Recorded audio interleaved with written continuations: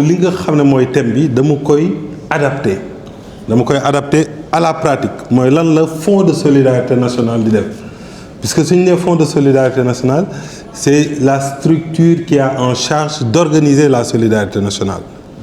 Organiser la solidarité nationale lañ ko dénk ko métier mais ginnaaw loolu ñu ne ko à travers la mobilisation des ressources nationales et internationales. Donc il faut nga mobiliser les ressources nationales et internationales pour apporter une réponse rapide et adaptée aux situations de choc. Quand il y a un choc boo xam ne intervenir na muy inondation muy insécurité alimentaire muy incendie wala muy yeneen xeetu choc yi nga xam ne dañ koy gis ku feebar ñu bindal la ay ordonnances wala nga war a def ay opérations yoo xam ne mënuloo ko prendre en charge le fonds de solidarité nationale moom mooy intervenir. Donc à partir de ce moment le fonds de solidarité nationale dafa am ay missions yu am solo yoo xam ne mën nañ koo boole ak yeneen trois éléments yi nga xam ne mooy élément wu thème solidarité et développement communautaire, solidarité et protection sociale, mais également solidarité et équité. benn bu ki nekk le fonds de solidarité nationale am na nu mu koy mettre en œuvre su ma commencer par la solidarité et le développement communautaire. Donc rien que son nom le fonds de solidarité est solidaire donc mais lan moo boole fonds de solidarité wala solidarité ak développement communautaire. Jusqu'à présent comme ni ko le modérateur waxee l'essentiel des ressources yi nga xam ne moom la structure bu mel ne fonds de solidarité di am da koy jëlee ci état ñun on s'est dit que da koy jëlee ci état pour delloo ko ci communauté bi ñu ne non il ne faut plus que les ressources yi nga xam ne moom mooy faire fonctionner le fonds de solidarité moom mooy fexe ba état di développer la communauté à travers les solidarités jóge ci état kese il faut que ñu dem ñun état vers les populations moo tax à partir de notre politique des démarches yi nga xam ne mettre nañ ko en œuvre on a commencé à aller vers les populations. On a dit aux populations vous avez la possibilité de contribuer pour que ñi nga xam ne ñoom ñooy ñëw ci yéen ñoom ngeen di gis ñu nekk ci télé yi nekk ci rajo yi am ay feebar am ay inondation mën ñoo jël seen bopp en charge yéen mën ngeen leen a jàppale en passant par le fonds de solidarité nationale. Donc loolu noonu c'est l'aspect communauté. C'est à partir de la base que le fonds de solidarité nationale cherche à se financer.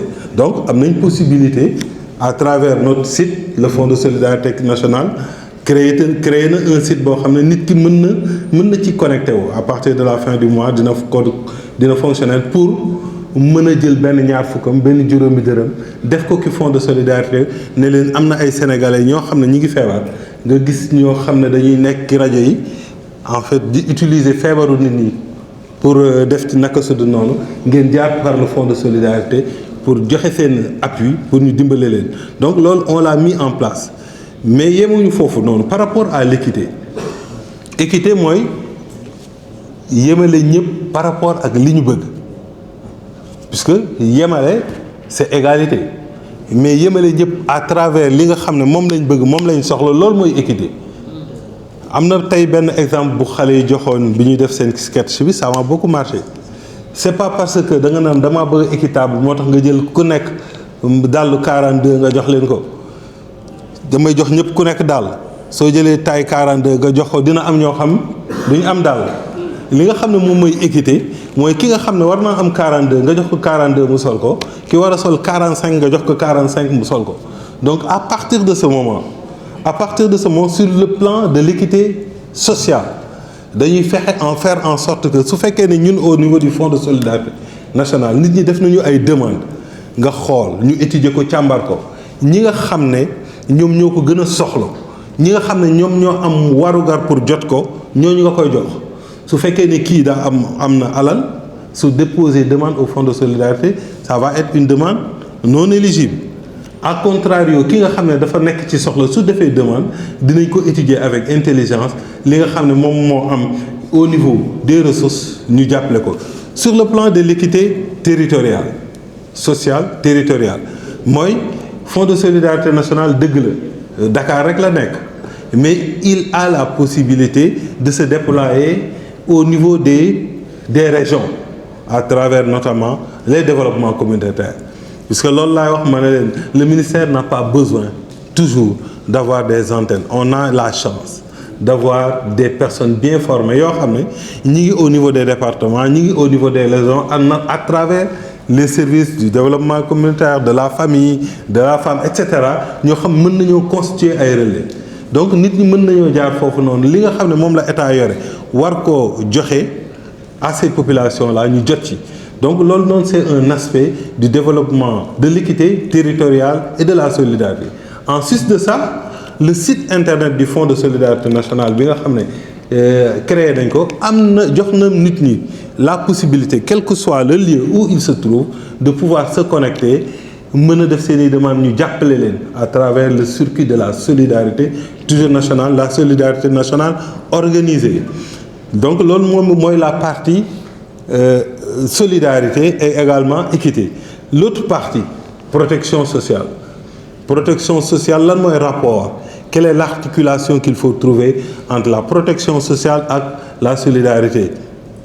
Vous avez l'impression que la solidarité nationale, elle est jumelle à la protection sociale. Mais en réalité, c'est des faux jumeaux. Parce que solidarité nationale, généralement, ils n'ont pas la possibilité d'intervenir dans le régime dit contributif. Je vais cotiser à l'IPRES, à la caisse de sécurité sociale. J'ai accès à IPMI. Je suis différent de cette personne-là qui a besoin de pouvoir véritablement être aidé. Mais un système contributif qui va permettre de faire su fekkee ne soxla na faju mu faj ay soxlaam donc su fekkee ne retraité na xam nga retraite moom c'est j'avais l'habitude de le dire quand j'étais dans un autre monde que la retraite c'est la période boo xam ne nit ki dafay feebar mooy wala période bi nga xam ne dafa feebar donc da ngay soxla état jàppale la su fekkee ne yow cotisé woon fenn su fekkee ne état jàppale wu la yow da ngay nekk foo xam ne da ngay ñàkk espoir. Donc, Fonds de solidarité nationale, d'aller tendre la main à travers le système de solidarité nationale pour t'aider à te soigner, pour t'aider à te sortir des difficultés. Nous, au niveau du Fonds de solidarité nationale, nous avons ciblé le régime contributif à titre principal. Parce que, exceptionnellement, également, nous avons un régime contributif, nek fonctionnaire, de cotiser à l'IPRES, à la caisse de sécurité nationale, à l'IPM, mais comme nous l'avons dit, la vulnérabilité, de faire bêtaté. Une situation comme maladie, nous on gère au niveau du Fonds de solidarité beaucoup de maladies à soins coûteux, comme les maladies cardiaques, les maladies rénales, cancer, surtout période du cancer du sein. Donc, c'est des maladies qui peuvent ruiner généralement bala moulay djel wala bala muy yok sa durée de vie. Donc yoy non su féké né suñu système yoy non amuñu donc da fay compliqué même su féké da nga nek système contributif état da fay ñew may la loxo pour te redonner l'espoir. Pour vous dire que le thème est tellement intéressant mais mën nga ko étudier à travers les différents angles des différents services du ministère de la Famille et des Solidarités.